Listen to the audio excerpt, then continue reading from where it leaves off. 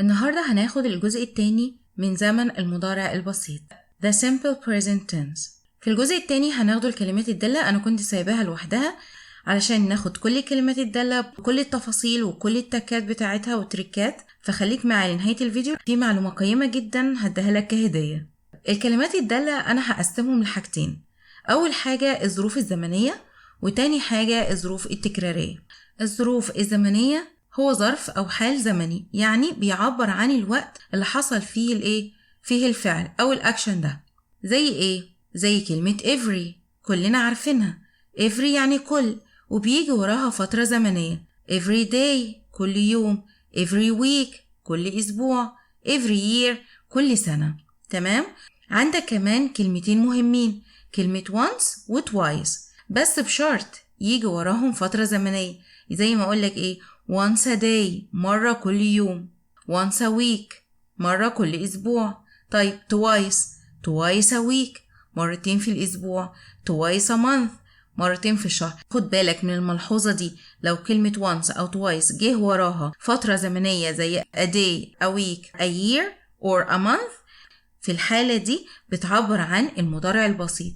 أما لو جت لوحدها وراها كما بدأنا بيها الجملة أو حاجة، once هنا يبقى معناها ذات مرة وبتعبر عن الماضي البسيط. طيب حرف الجر on زي ما انت عارف بيجي وراه اسم يوم من أيام الأسبوع، يعني مثلا نقوله on Monday on Sunday. طيب لو في حالة بقى قلنا on Sundays on Mondays on Fridays، يعني زودنا اسم لاسم اليوم. يعني ايه الكلام ده؟ يعني انا اقصد ان كل يوم اتنين بعمل الحاجة دي، او كل يوم جمعة بعمل الحاجة دي. يبقى هنستخدم on زائد اسم يوم من ايام الاسبوع، بس بشرط هنحط ايه؟ هنحط حرف الاس وراه. كده بقولك ان انا بعمل الاكشن ده كل يوم جمعة من كل اسبوع. اتفقنا؟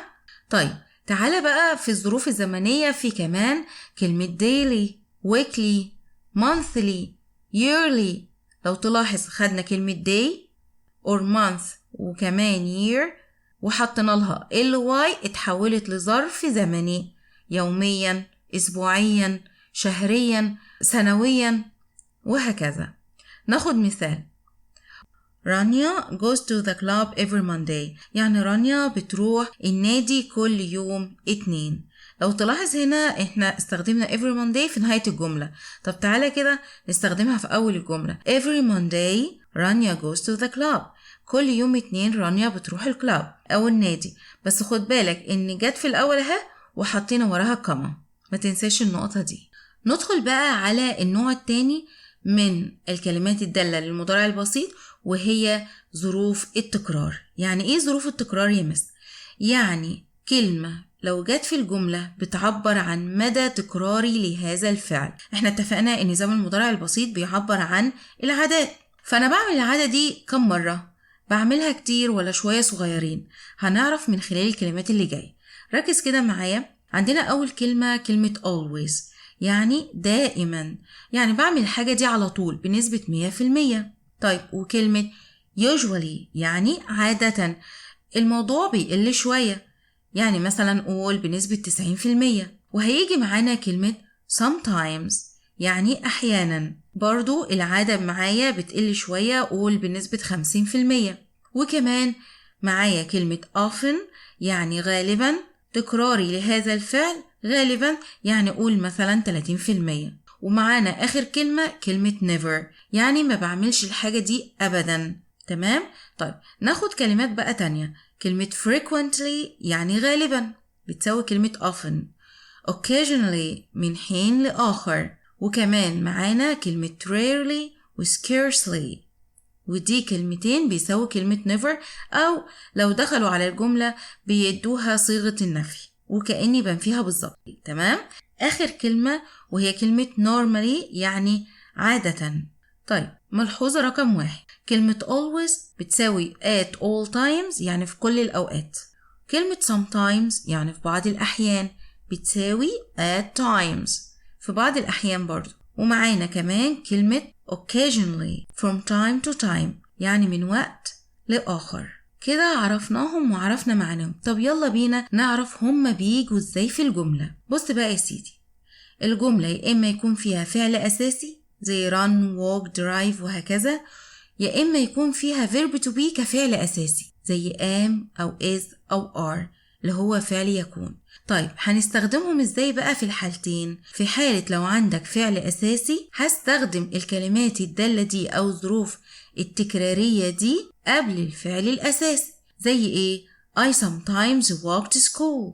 أنا في بعض الأحيان بأمشي للمدرسة. أو مثال تاني I never drive into town. أنا عمري ما سقت خلال المدينة أو في المدينة. طب لو جات الجملة بقى فيها am أو is أو are كفعل أساسي هستخدم الكلمات الدالة دي أو الظروف التكرارية دي بعد am أو is أو are زي إيه؟ I am never late for school.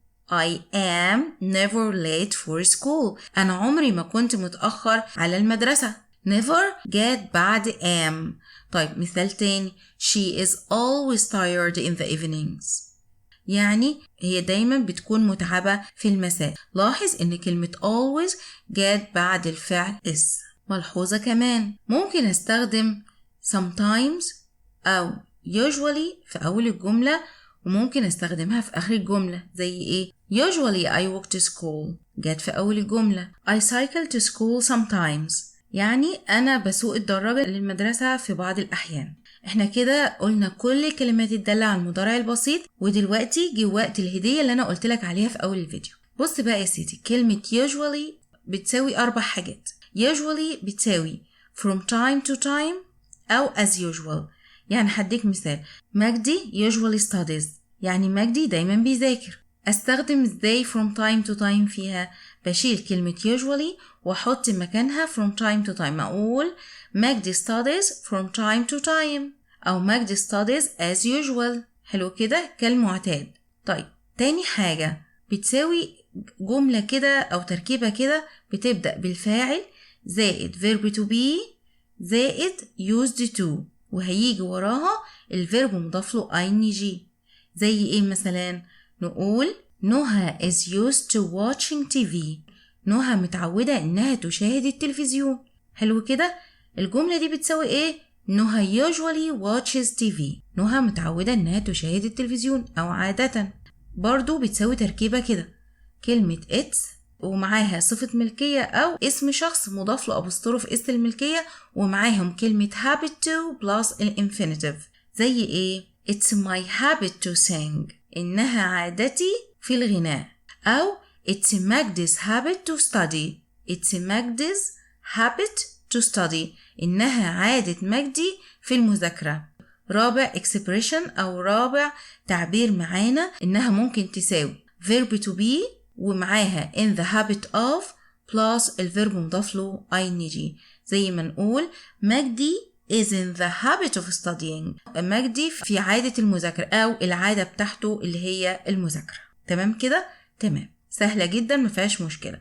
طيب عندك كمان كلمة always يعني دايما هتساوي 3 تعبيرات. أول حاجة at all times في كل الأوقات.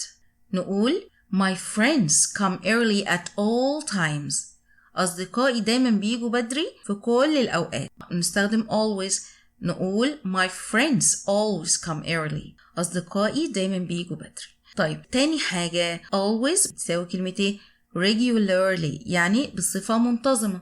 نقول she studies regularly يعني هي بتذاكر بانتظام. نستخدم always بقى نقول she always studies هي دايما بتذاكر. تالت حاجة again and again يعني مرة تلو الأخرى.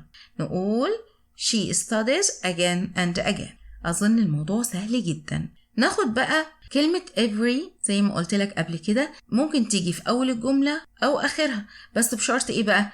إن بيتبعها أو بيجي وراها تعبير زمني أو فترة زمنية زي مثلا every day, every year, every week, every season, every month وهكذا. طب خد المثال ده My father travels to London yearly يعني أبويا بيسافر لندن كل سنة. ويقولك استخدم every يعني كل. نقول إيه بقى؟